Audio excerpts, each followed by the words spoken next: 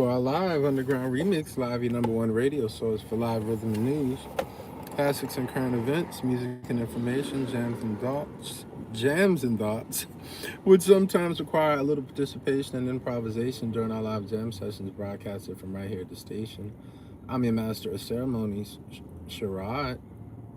Make sure to click that link in the bio, like, comment, share, subscribe if you'd like to donate and support directly to the URLive Radio Podcast. You can do so through the Cash App, $, the letter U, the letter R, the word live, podcast.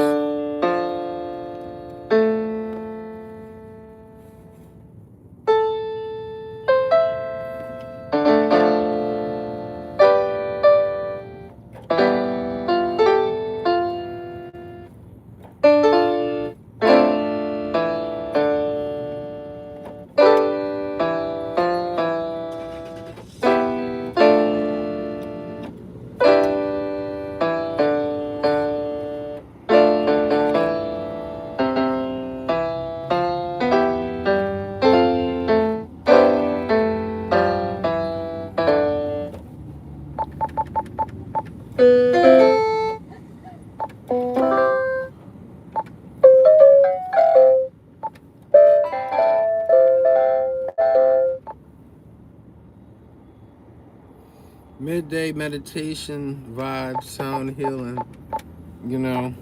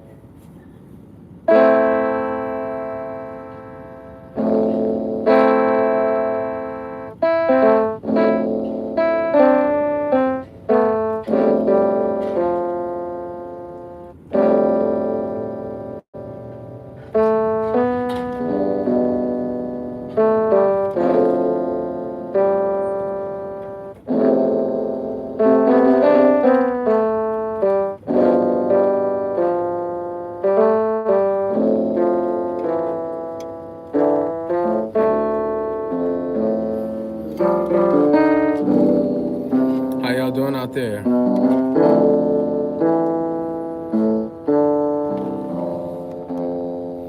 Midday meditation, taking a step back for the day to release for the full mind, body, spirit, soul. Workout in the pocket, just a little something. It may not be my full set, but to just take a break for the day and to say, woosah, release.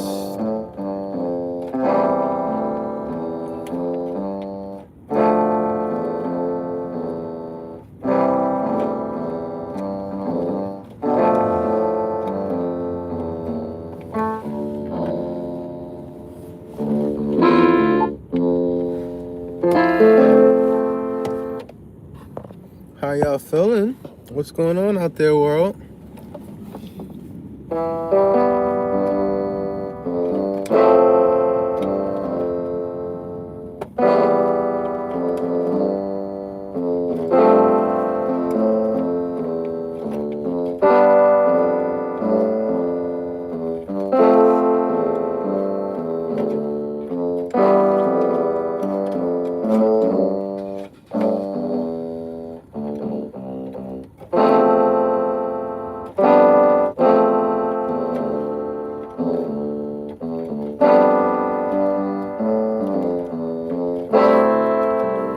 Hi, how you doing?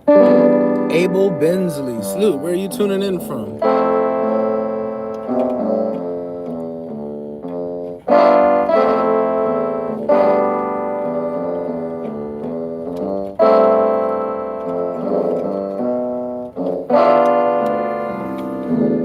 I'm doing good in yourself. Thank you for tuning.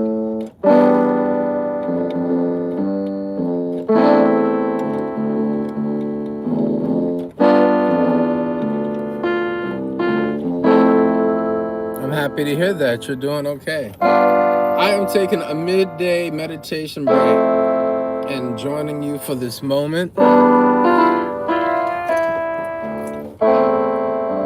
And this is what feels good to me right now. Some people might need to step out for a smoke break, phone call, journal entry. Right now, taking a music meditation break.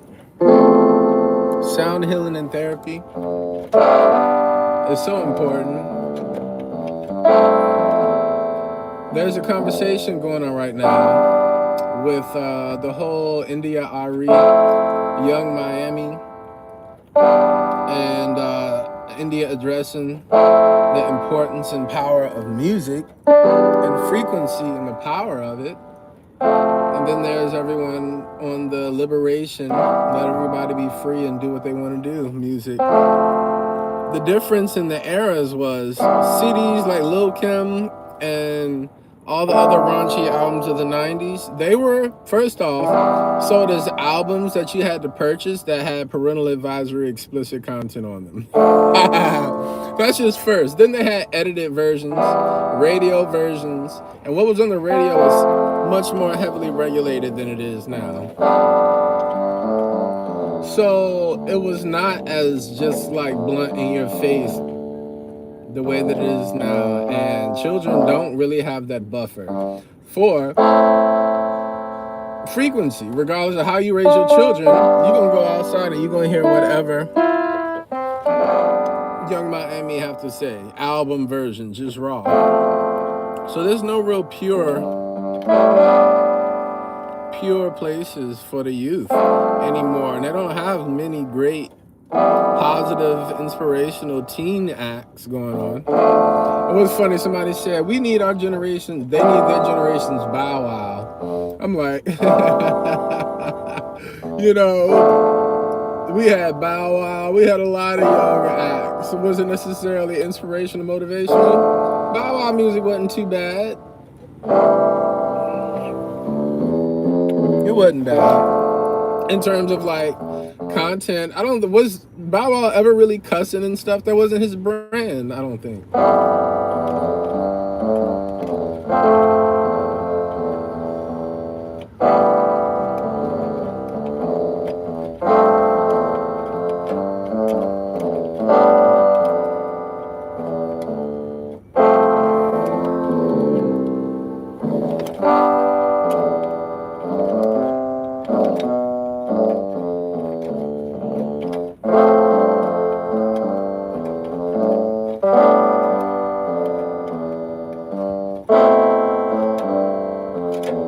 For anybody who ever feels like you have nowhere to go, nobody to speak to, no place to really outlet, I, for the season ahead, want to recommend that you find your outlet, your voice, your instrument, whatever that may be. And join me for these midday meditations. Maybe we can start doing them on Mondays, just so that we can have some fun with the word M.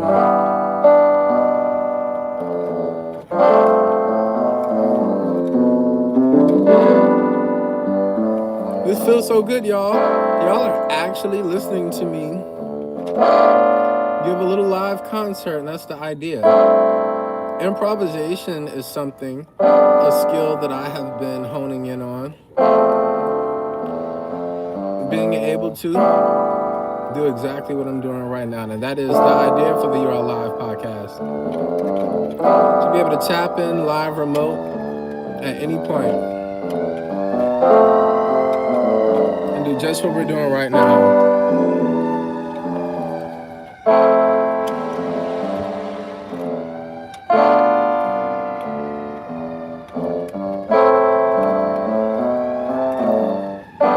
So this statement is interesting because I've always wanted to be a part of a band. I started a band, Sound of Indigo, around 2013 in New York. The thing about starting a band is you become the manager immediately. And I was originally just scoring my documentary in 2014, which did win the film festival, Made in New York. But I did all of that work to score it, the music. And then after that, I was like, well, you got a band, keep it going. But to be invited to something, for someone to musically see value in collaborating with me and to build with me, and for me to not have to pay them to show up, but to collaborate, it's always been a dream of mine, and that has not happened too much. Drum circle is something that is important to me because you get to just go and do your thing and play and just do your thing. Do your thing. So that's an outlet. Church is an outlet.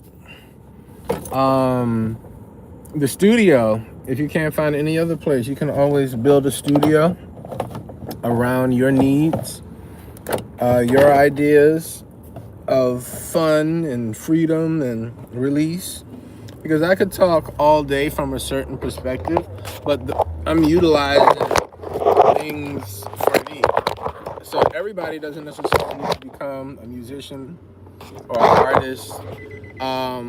But let's just say I am emphasizing creative outlets. So, journal, like I said. If you're working out, I have some portable gadgets that you can take with you for your midday meditation and listen to this music. That sounds like an even better collaboration. I got the vibes. All you got to do is tune in live like we got Abel Bensley doing. So again, Abel, where are you, tuning in from? I wish that we could go live for a call.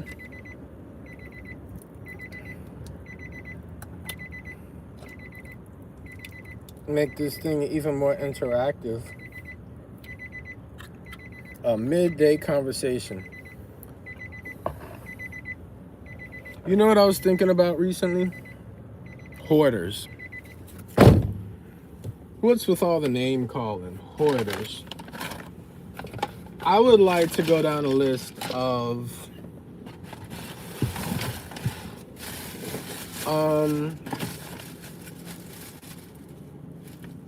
things, terms that get a bad rap. They have a negative connotation. I addressed one last week, and that was sarcasm and associating sarcasm with dark humor, and how I didn't see it as anything negative until, a particular instance where someone took offense to it. They were like, "Are you being sarcastic?" And I'm like, "Yeah," but I always saw sarcasm in a positive light. I thought it was funny. I thought it was clever, unique, a form of language, comedy. But it turns out that's why a lot of comedy or comedians are great at it, because it's actually rooted in dark humor. So I expounded on it and said darkness in the light, or light in the darkness. I think sarcasm could be a superpower in times where it's really hard to say the truth any other way. It just has a kick to it. It may not be pretty. It's your best attempt at faith. Some sort of light. Light in the darkness. Dark humor. So today, I want to give a shot at hoarding. Hoarding does not look pretty. I've watched documentaries, little TV shows where, it has destroyed certain families.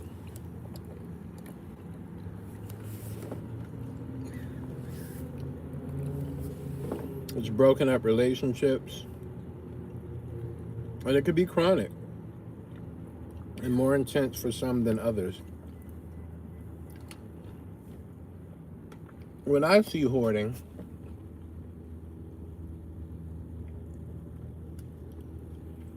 I see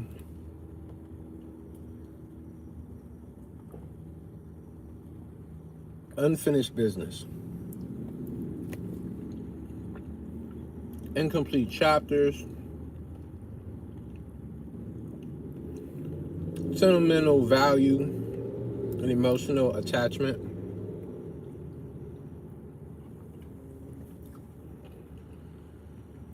And it makes me think of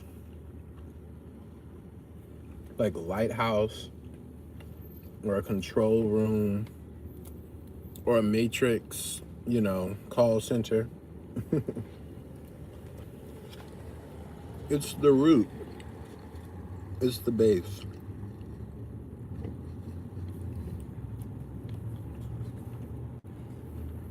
So,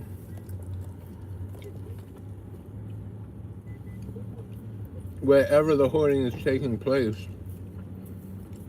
is the physical manifestation, translation, illustration of whatever is going on inside the mind, body, and spirit of the hoarder.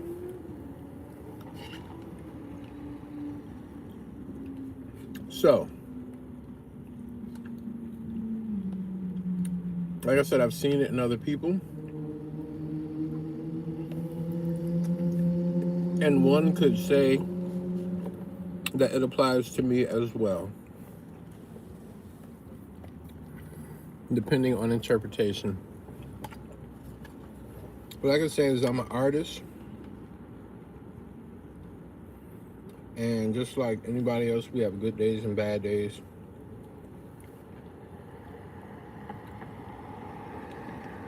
Those bad days can look like a season transition where nothing makes sense and it's just no flow.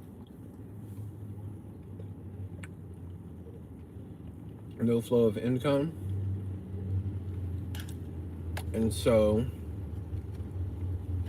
while you're focused on life, or you're focused on your art, real life sometimes, there's a lot of stop and go.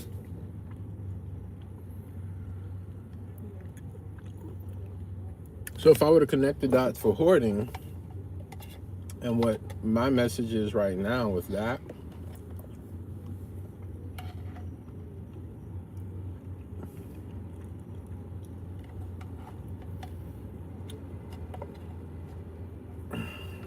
it's like, to express this and to use my own personal testimony, it means to keep it real with y'all.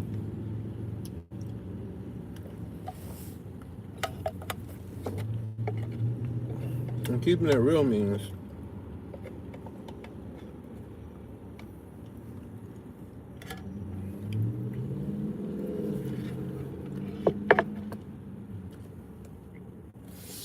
I would say Noah's Ark. Noah's Ark. I do need to go freshen up on the details of Noah's Ark. But what I do love about it and the story is the fact that God took one of each kind of the animals, or had Noah gather one of each kind, and that idea of preserving something for the future to flourish later. Very similar to,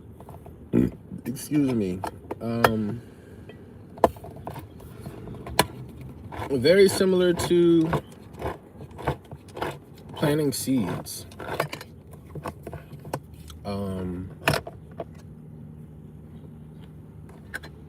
An investment into the future.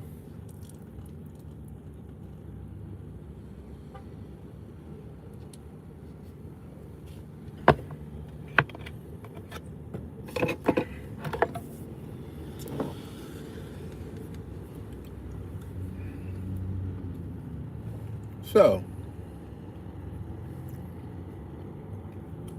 there have been a lot of times where I had to move very suddenly and on my own, like no roommates or partners, and would just have to go to storage. And as an artist, you know, you have your kit, whichever profession, but your core,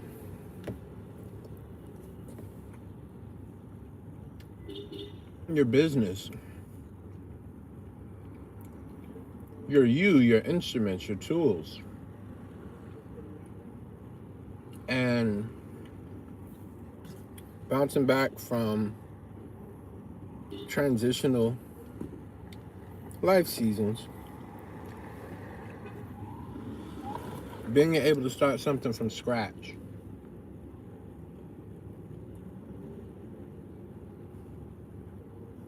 being able to start back up and to heal,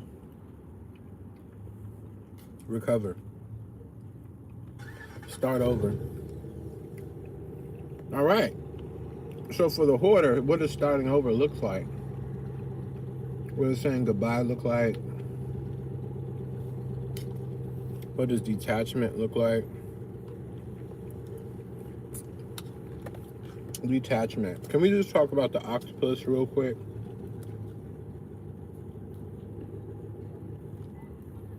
The octopus.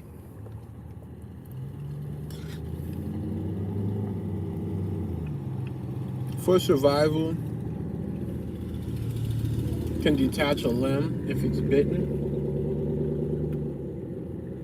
And similar concept for like certain lizards and their tails. They have certain regenerative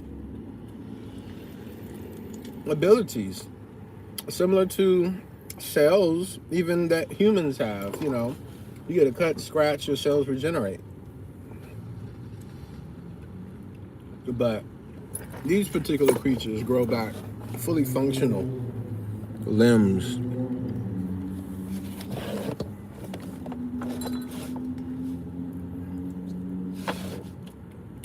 And in battle, spiritual warfare, metaphor, translating all that over into the human world,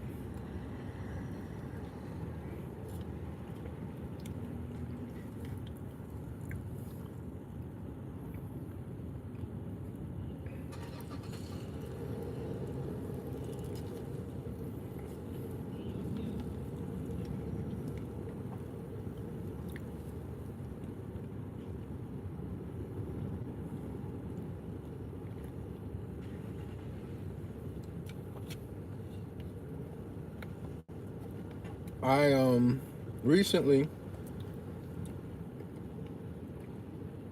made some tough decisions and have a lot more to make.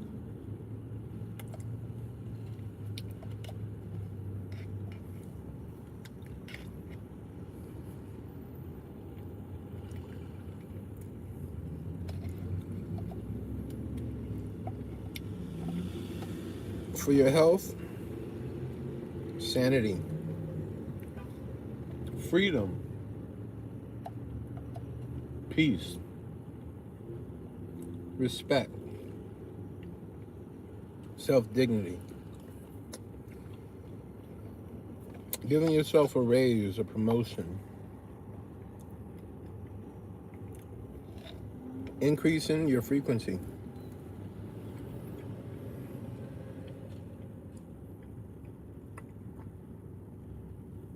detaching from all things that are not serving you. And when you say all things,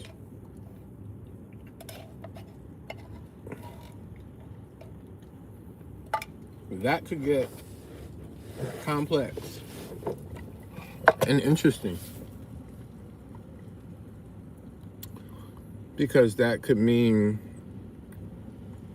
anything, which is not limited to certain principles of exclusivity certain principles of family at the end of the day. The past that we give family that we would not give anyone else in the world, with the foundation of unconditional love being really the bondage to something so hoarding. Sure, trauma manifested in the physical form, clutter, blockages, disorganization,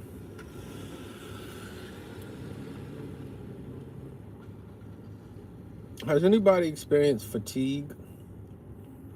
And are you able to distinguish it between fatigue, tiredness, and then maybe drowsiness? Drowsiness makes you want to go to sleep. Tired, you're tired. Fatigue is something different. I think an easy one that anybody can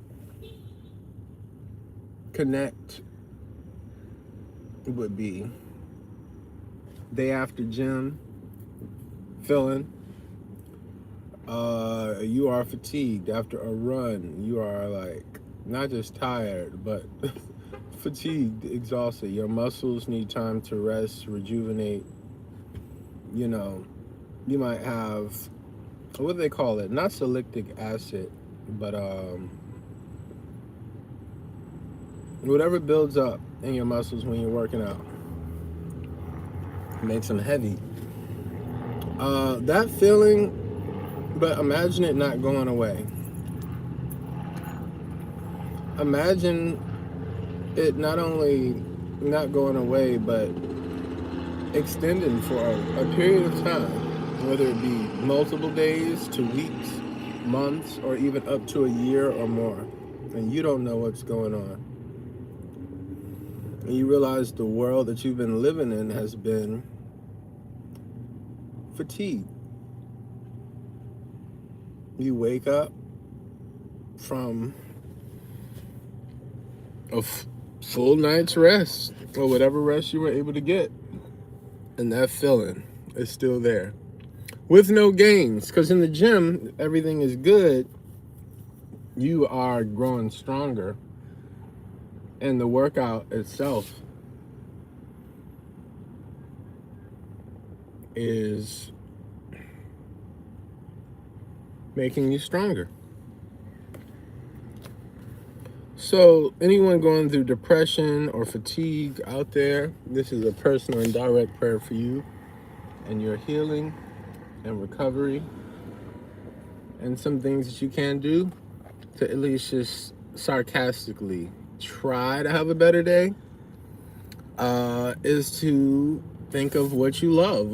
How do you like to spend your time? If you could detach money and the idea of money currency and your free time and what you're able to do, never mind the limitations, what makes you happy? I would like for you to incorporate that into a weekly schedule. And if you need to start monthly, to just say, even for the month, I'm going to do this for myself, and incorporate it and see how I can plug it in into my life to instill and install some joy and some release, some outlets for these buildups. Sometimes just a little fun. A little fun is necessary. And so that is what brought us here today for this midday meditation on the URLive Podcast. My commitment to myself is getting in a live stream daily at the moment. Like, I've given this a back burner seat for far too long in just the hobby category, and this is my actual original dream and passion. All right, that's the 30-minute mark. I honor my commitment. I will see y'all